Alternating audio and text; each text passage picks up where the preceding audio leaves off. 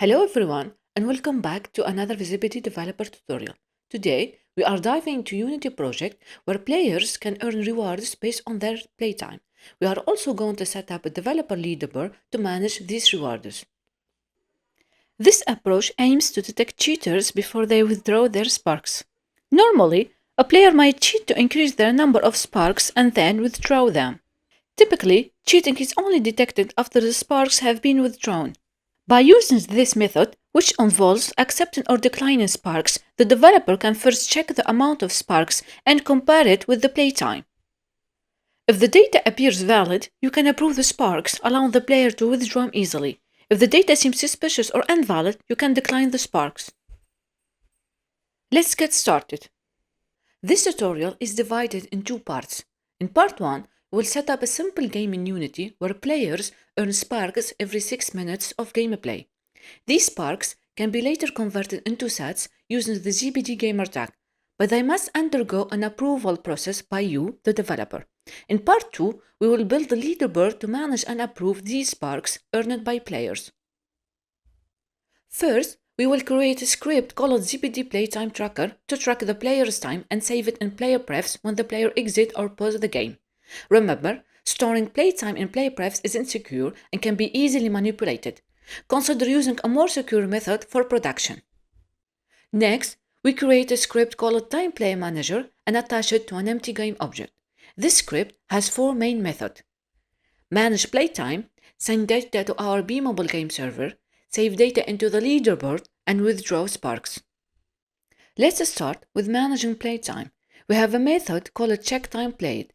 It began by invoking a check 5 seconds after the game starts to ensure the player is actively playing. The method creates an instance of a game data to store playtime information. If the playtime exceeds 0, it serializes this data to JSON and sends it to our game server using the send to game server method. If not, it resets to the playtime.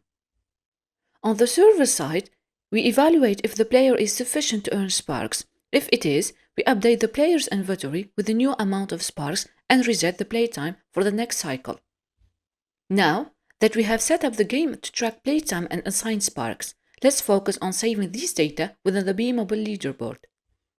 Creating beamable leaderboard in Unity is straightforward. You will go to the content manager, create a leaderboard, and ensure it's validate and push it. We have already prepared a reference to this leaderboard in our script, allowing us to easily set and modify it directly from the editor Unity. Now, let's return to send to game server method. Inside this method, if there is no error from our server side, we call the leaderboard server set sparks.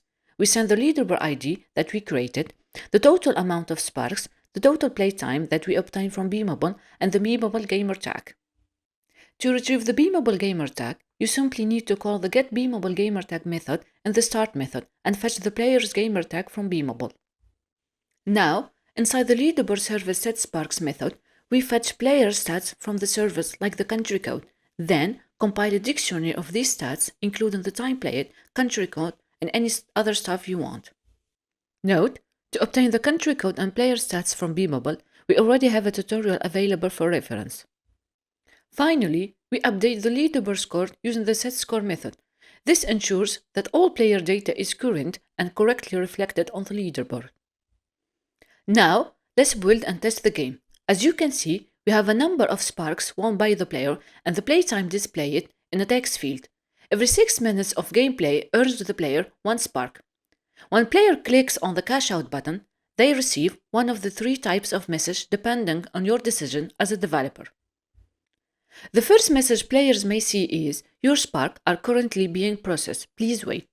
This indicates that the sparks are under review by the developer. The second possible message is, "Congratulations, you can cash out your sparks." This is an approval message letting players know they can convert their spark into sets.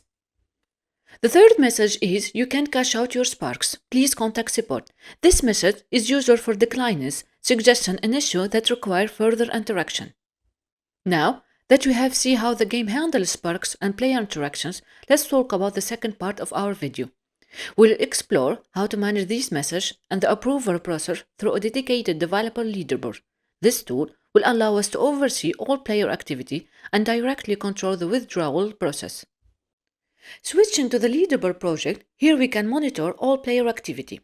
The leaderboard allows us to approve or decline the sparks that the player wishes to withdraw, helping to mitigate cheating and maintain control over the game's reward system.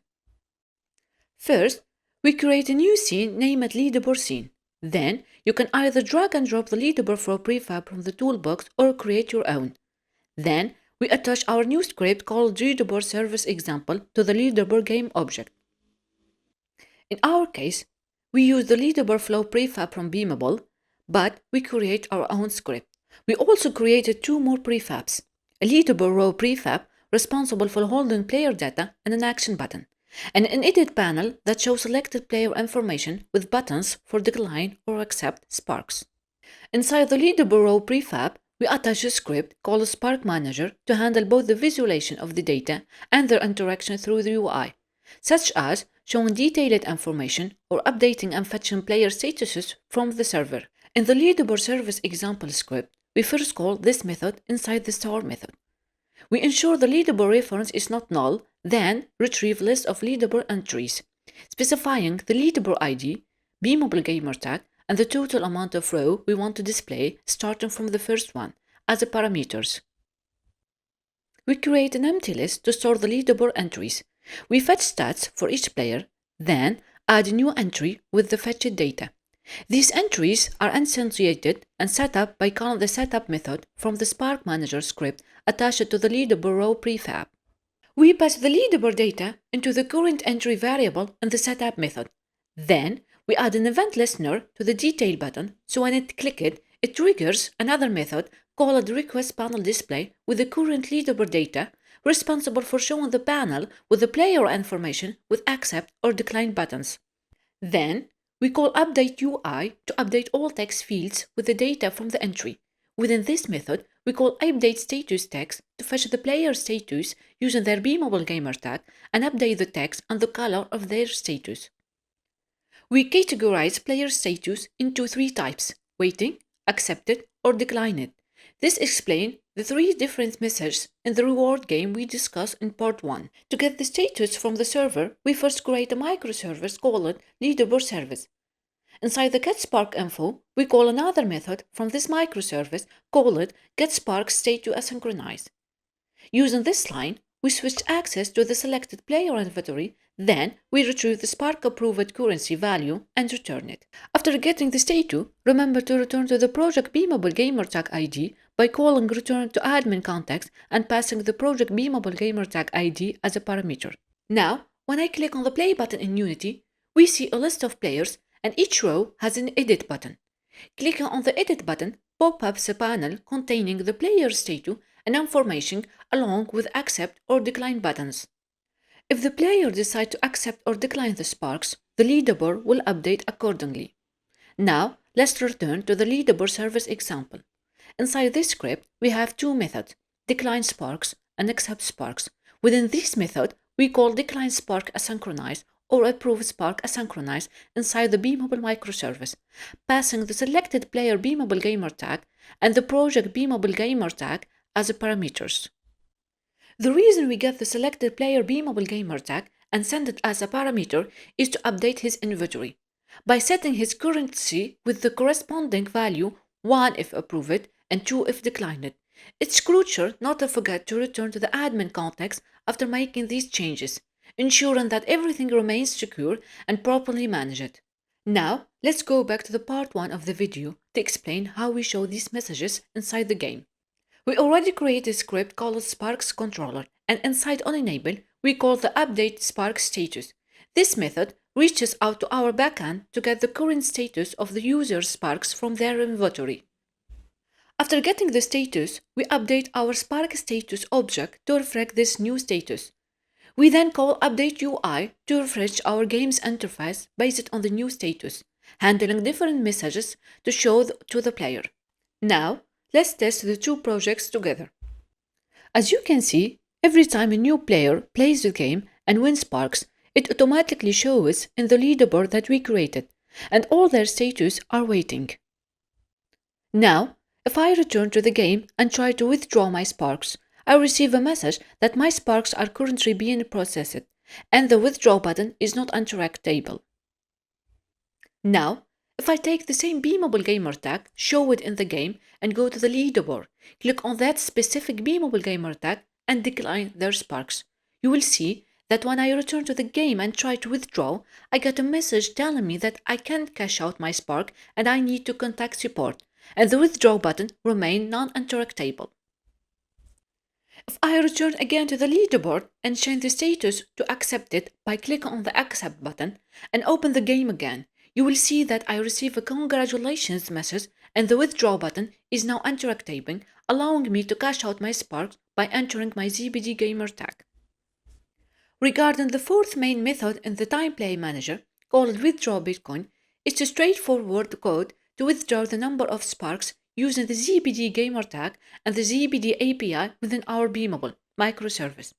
It displays a success panel if there's no errors during the process and an error panel if any errors occurs.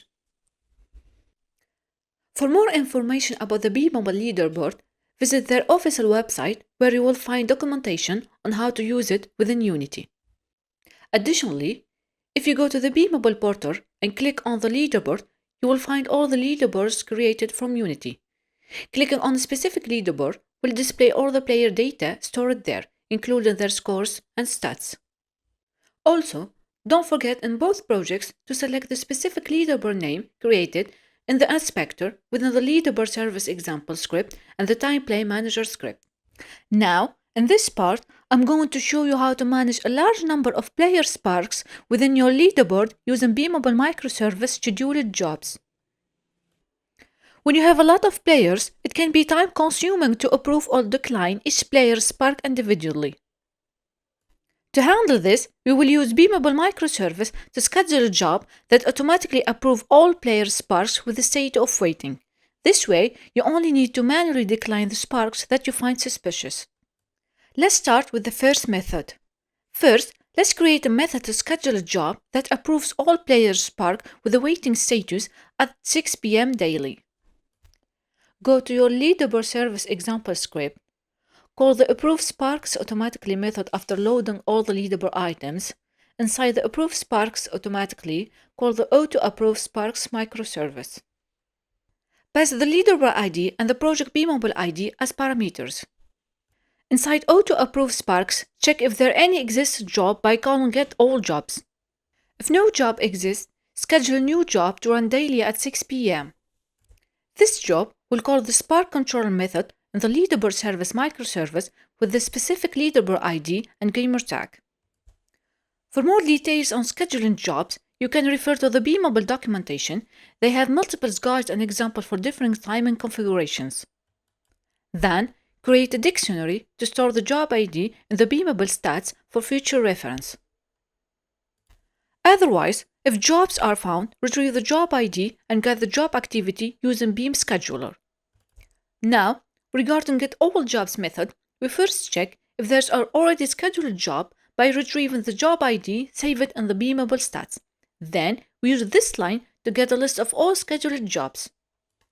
After that, we iterate through the list and check if the job's ID matches the scheduled job fetched from the stats. This avoids scheduling multiple jobs with the same concept every time the project runs, since we are calling approve sparks automatically in the start method on the client side. Now, inside the spark controller method, we call this method. Inside it, we retrieve all players from the leaderboard and their spark status. We check if the status is waiting. If it is, we approve it automatically. If not, it remains the same. Note, as your game grows, you might want to revise and refactor this method to support more players. Also, consider using batch process to handle the large number of players from leaderboard by breaking down the task into smaller, more manageable batches. Each batch is processed to check and approve sparks for player, ensuring the system remains responsive and scalable. Now, let's test it. When you hit play in Unity, you should see players with their spark in waiting mode and others in approved or declined mode. Even when the project is not running, the scheduled job method runs automatically, approving all sparks that are in waiting mode. When you hit play again, you can see their state has changed automatically. Now, we are going to dive into the second method for automatically approving sparks in our Unity project. First, let's create a new panel called Scheduled Job Panel. Inside this panel, we will add an input field for the name of the scheduled job, a drop-down field to specify the time, and a submit button. This setup allows us to create a scheduled job directory from the Unity editor without modifying the code. Additionally, the panel will display a list of all scheduled jobs, giving you the option to delete them directly from the Unity editor. For this, we use a similar concept to the auto-approve sparks and the microservice, but with added parameters for the time and the name. On the client side, inside the scheduled approve sparks method, we pass the scheduled time from the drop-down and the name from the input field. We call this method when the Save button is clicked, enabling us to schedule a job directly from Unity editor. To load all scheduled jobs in the scroll view in Unity panel, we call getAllJobs. Inside this method, we call the retrieve and log scheduled jobs microservice. This microservice retrieves and returns all the scheduled jobs. We then associate these jobs in the same way we did with the leaderboard elements. Now, let's see it in action. When you enter a name and select a time for a scheduled job, then hit the Submit button, the job is created and scheduled. You can see the list of all scheduled jobs in the panel, and you have the option to delete any job you want. Note that the onCron method in bmobile Scheduler typically uses a 24-hour time format for scheduling tasks. The value provided to the daily hour method represents the hour of the day in 24-hour format. For example, daily 18s means 6 p.m. Also, when creating a scheduled job directly from the Unity editor, don't forget to comment out this method inside the leaderboard service example script. Note that inside the microservice scheduled job, you can either use a microservice action, like in our example, or an HTTP action to execute an HTTP request. Regarding job triggers, you can either use a time trigger to specify the exact time for a job to execute, or a cron trigger like we did in our case. Finally, you can refer to the bmobile documentation to learn more about the job retry policy, job executions, cancelling, deleting, or modifying a job. That's it for this tutorial. Thank you for watching. I hope you found it useful.